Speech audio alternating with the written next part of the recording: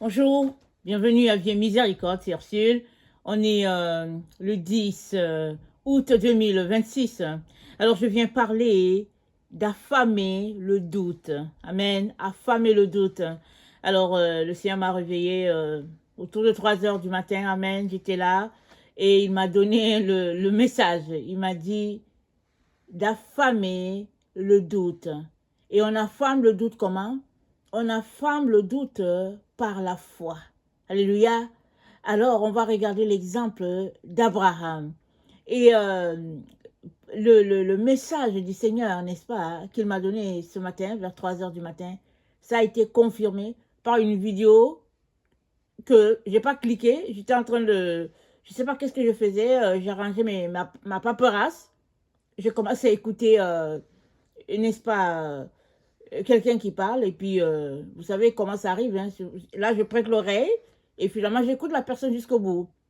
Et la personne parlait justement de l'histoire d'Abraham, du peuple d'Israël, et puis de euh, comment ils se sont établis. Ils parlent de quand ils ont quitté Canaan pour aller sur la terre d'Égypte, alors qu'il y avait la famine. Tout ça, c'était là, et puis ça parlait. Et quand j'ai fini d'écouter la vidéo, j'ai compris, alléluia, pourquoi, dans sa grâce, le Seigneur a voulu, n'est-ce pas, que je tombe sur une telle vidéo. Parce que le doute est partout. Amen. Le doute, ça ne prend pas grand-chose pour engendrer le doute dans notre esprit. Ça ne prend pas grand-chose. Mais la foi est la réponse au doute. Alléluia. Quand il y a un doute quelque part, la foi est ce qui vient annuler le doute. Alors, qu'est-ce qui est arrivé à Père Abraham? Le Seigneur lui dit, dans Genèse 12, le Seigneur dit à Abraham, va-t'en de ton pays, de ta patrie et de la maison de ton père, dans le pays que je te montrerai. Je ferai de toi une grande nation, et je te bénirai. Je rendrai ton nom grand, et tu seras une source de bénédiction. Je bénirai ceux qui te béniront, je maudirai ceux qui te maudiront, et toutes les familles de la terre seront bénies en toi. Abraham partit comme l'Éternel lui avait dit, et Lot partit avec lui. Lot, c'était le neveu d'Abraham. Abraham était âgé de 75 ans lorsqu'il sortit de Charan. Abraham prit Sarai, sa femme, et Lot, son neveu, avec tous les biens qu'ils possédaient et les serviteurs qu'ils avaient acquis à Charan. Ils partirent pour aller dans le pays de Canaan, et ils arrivèrent au pays de Canaan. Alléluia et Amen. Abraham est parti, Dieu lui a dit, je vais t'indiquer l'endroit. Abraham est parti de sa patrie, je ne sais plus d'où il était. Il est venu d'abord s'établir à Charan, n'est-ce pas, avec son père. Et son père est mort à Charan. Il s'est levé, il s'est levé de sa patrie et pour aller en direction du pays que le Seigneur avait pour eux, ils sont venus, ils se sont arrêtés à Charan, ils sont restés là. Combien d'années, je ne sais pas. Et là, le papa d'Abraham est mort. Et le Seigneur lui dit, lève-toi, va-t'en, et va à l'endroit que je vais t'indiquer. Donc Abraham se lève encore, n'est-ce pas, de Charan, et il s'en va, et il marche, et ils arrivent à Canaan, et ils s'établissent là. Et il y a une famille qui arrive à Canaan, et l'Égypte était une terre fertile. Alors Abraham et Sarah se lèvent de Canaan, là où ils sont, à cause de la sécheresse. Ils s'en vont en Égypte. Ils arrivent là-bas, ils vivent des choses terribles, et le pharaon prend Sarai comme sa femme.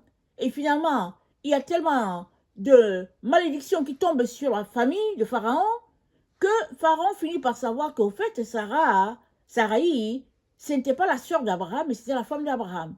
Alors il lui redonne sa femme, il les renvoie de l'Égypte, et Abraham retourne, n'est-ce pas, à Canaan, là où ils étaient établis, là où le Seigneur leur avait dit de s'établir. Ils retournent là-bas et ils partent avec une esclave que Pharaon leur a donnée. Alors ils s'en vont et Abraham et Sarah attendent du Seigneur l'accomplissement de la promesse, c'est-à-dire un enfant. Jamais l'enfant ne vient. Ils attendent, ça ne vient pas. Et comme dans le temps, la coutume disait que le serviteur, l'esclave t'appartient, tout c'est bien, tout. Alors eux, ils raisonnent, ils se disent, ok, peut-être que c'est à travers Agar que l'enfant de la promesse va venir. Et Sarah s'entend avec Abraham, elle dit à Abraham, vas-y vers elle. Et puis, finalement, Agar tombe malade, Ismaël vient, et c'est là qu'ils se rendent compte que, ah, c'était pas l'enfant de la promesse. Dieu vient encore lui parler pour dire, je t'ai dit que je vais te donner un enfant. Alors, je vais aussi bénir Ismaël, mais c'est pas lui. Je t'ai promis un enfant, je vais te le donner. Alors, le doute est venu s'installer dans l'esprit de Abraham et Sarah lors de leur pèlerinage en attendant un enfant et ils sont tombés dans le piège de l'ennemi. Et ce piège est dû à quoi? À leur pensée qui n'était pas alignée à la pensée du Seigneur. C'était la pensée de l'époque qui disait que l'esclave appartient au maître. Et Ismaël est venu. Ça n'a pas empêché Dieu de réaliser sa promesse parce que longtemps après Ismaël, je ne sais pas si c'est 11 ans après, Isaac est né et ça n'a pas empêché le Seigneur de bénir Isaac.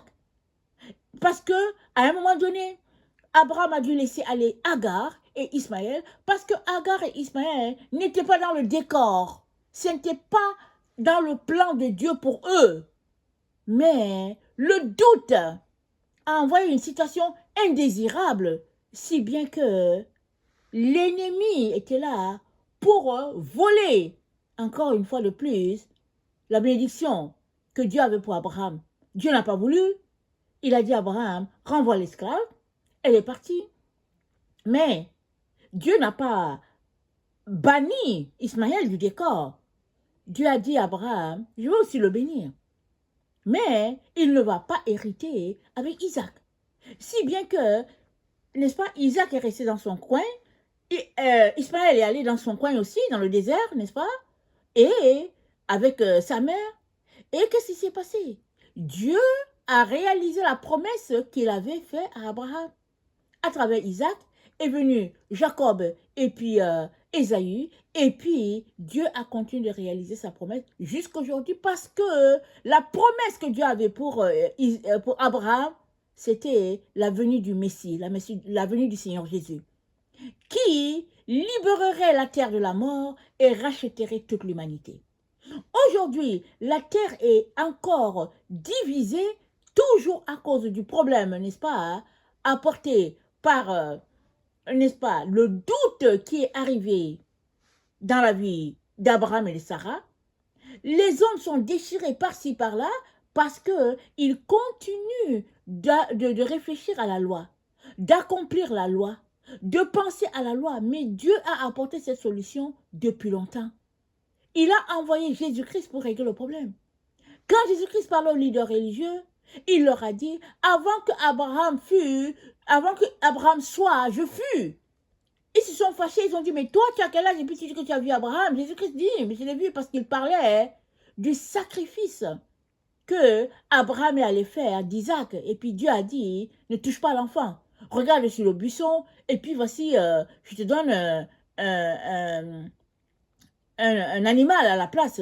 Et Abraham a pris le mouton et c'est le mouton qui a été sacrifié. Et ça annonçait le sacrifice de Jésus-Christ parce que c'est dans le même endroit, à cet endroit-là que finalement, n'est-ce pas, le Golgotha s'est passé.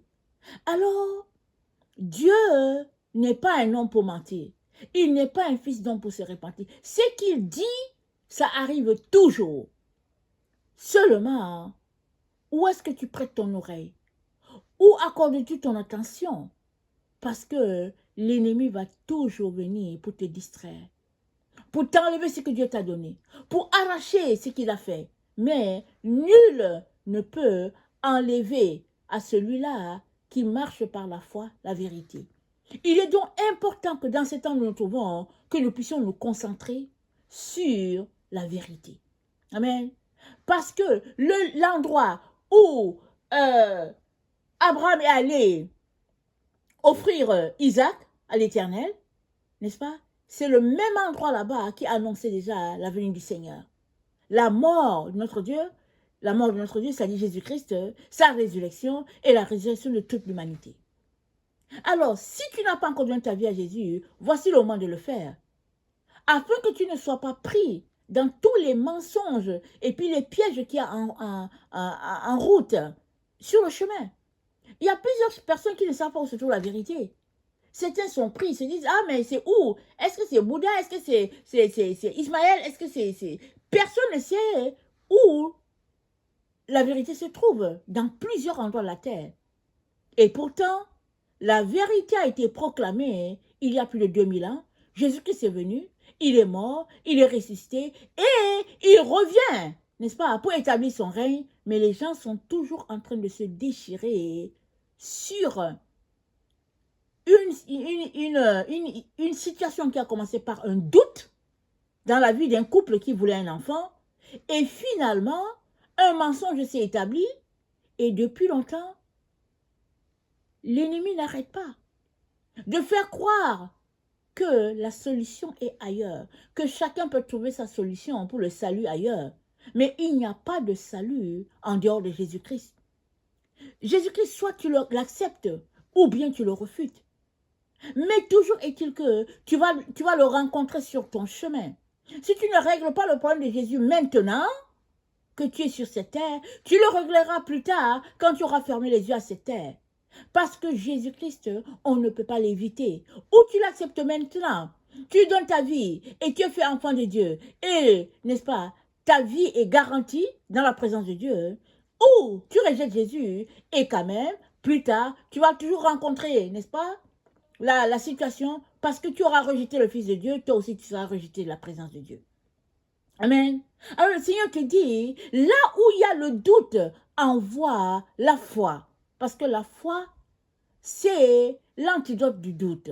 Là où il y a le doute, la foi est la solution. Amen. Et la Bible dit, petits enfants, vous avez vaincu le monde. Non pas parce qu'on a la force pour vaincre, ou bien qu'on est intelligent, ou bien qu'on est brillant, ou bien qu'on est riche. Non. On a vaincu le monde à cause de la foi que nous avons placée en Jésus-Christ. Amen. Parce que c'est dit, la victoire, n'est-ce pas, qui a vaincu la victoire que nous avons sur le monde, c'est notre foi. Alors, je viens t'encourager.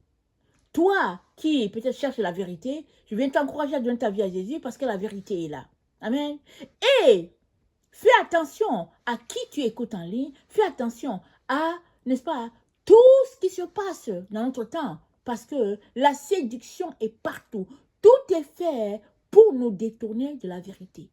La vérité se trouve dans la parole de Dieu. Si tu ne lis pas la parole de Dieu, tu ne trouveras pas la vérité. Quand bien même un scientifique réputé viendrait te dire, voilà la vérité, sache que la vérité se trouve dans la Bible. La vérité se trouve en Dieu. La vérité se trouve dans la présence de Dieu. Alors, si dans la Bible, il y a des choses que tu ne comprends pas, le Seigneur va venir t'éclairer. Et si là encore, tu ne comprends pas, va dans sa présence. Prie, n'est-ce pas? Retrouve-toi seul avec lui. Il ne va jamais te laisser dans le doute. Et la situation par laquelle est passé Abraham et Sarah est une situation qui doit nous donner de réfléchir encore aujourd'hui. Parce que s'il n'y avait pas le doute, n'est-ce pas, il y aurait la situation ne serait pas arrivée. La situation d'Ismaël ne serait pas arrivée. Mais à cause de ce doute qu'il y avait dans le cœur, n'est-ce pas, d'Abraham et de Sarah, en se demandant si vraiment l'enfant n'allait pas venir par Agar, finalement, ils se sont retrouvés à être égarés du chemin de Dieu. Et ça nous arrive à tous. Ça nous arrive à tous de nous égarer à cause d'un inconfort, à cause d'un doute quelconque. Je viens donc nous encourager, alléluia, à garder les yeux fixés sur notre Dieu. Peu importe ce qu'on va entendre, si ce n'est pas Dieu qui l'a dit, bouchons nos oreilles. Et restons accrochés à notre Seigneur Jésus. C'est comme ça qu'on aura la victoire, n'est-ce pas? Parce que notre victoire a déjà été assurée à Golgotha. Amen. Que le Seigneur bénisse sa parole et que sa joie soit notre force en ce jour. Amen. Alléluia. Amen.